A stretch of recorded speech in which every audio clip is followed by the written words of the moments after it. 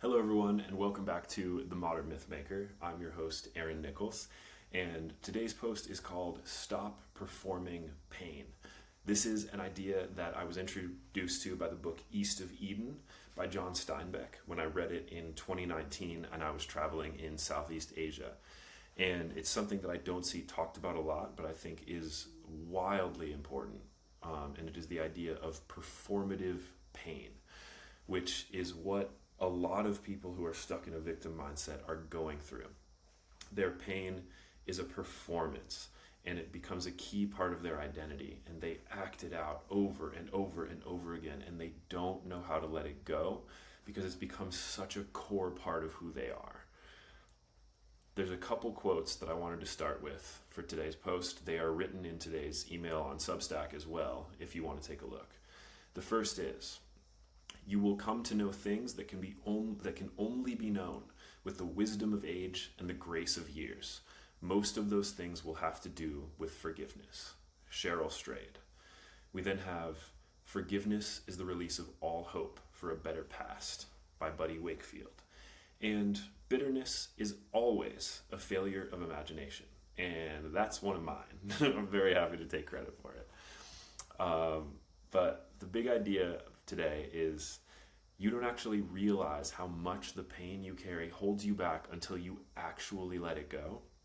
And the only way to let it go is to forgive, which you can't do if your pain becomes a performance. If your pain becomes a core piece of your identity, forgiveness cannot happen.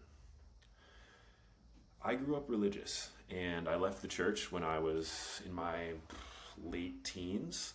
And in my early 20s, I discovered angry atheism. I read Richard Dawkins' book, The God Delusion, and like Dawkins himself, just became absolutely insufferable and spent a bunch of time trying to convince religious people that they were wrong about things.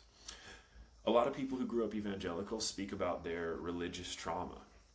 I became one of them and repeated that language ad nauseum, convinced that the church had done me irreparable harm. And many people got plenty of pain from the church, don't get me wrong.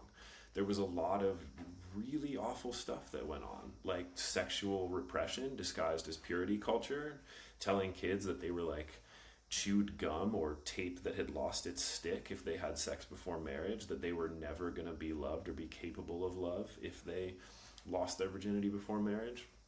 There was abuse disguised as structure, which I saw in a lot of households of people I grew up with, where mentally ill, controlling parents would use religion as an excuse to enforce unreasonable control over their families, basically just beating their kids in the mouth with a Bible. There was the requirement to evangelize, which was, telling all your friends who weren't in the church that they needed to be saved from hell and just asking to be bullied, essentially. And then there was suppression of critical thinking, all and on and on and on. And I don't want to get into specifics about the not okay things that happened to me because, again, this is about forgiveness. But for years, I carried pain and couldn't let it go because at the end of the day, I didn't want to.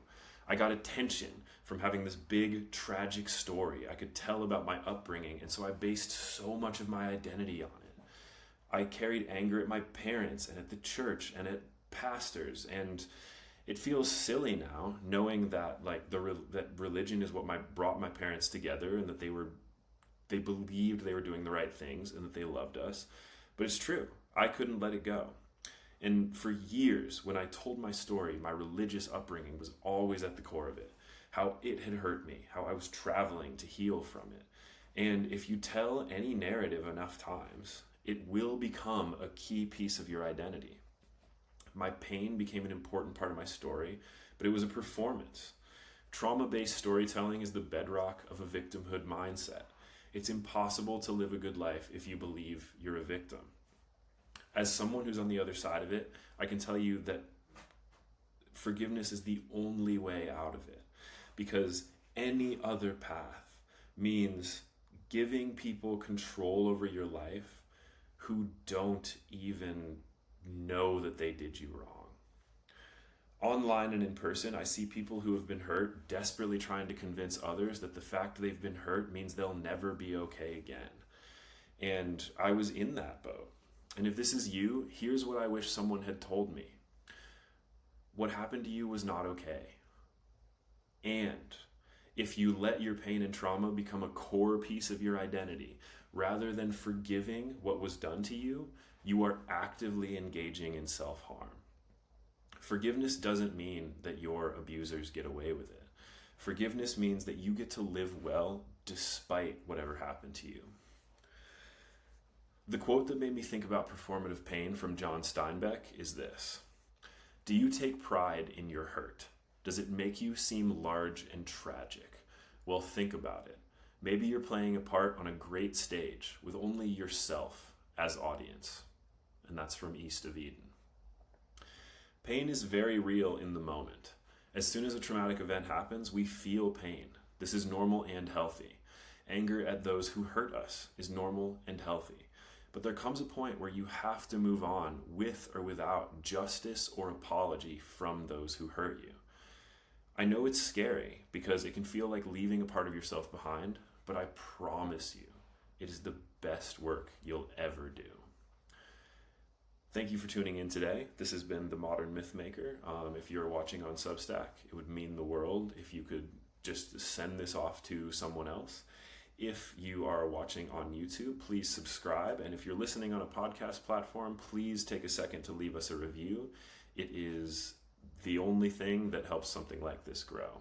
So thank you very much, and I look forward to speaking to you next week.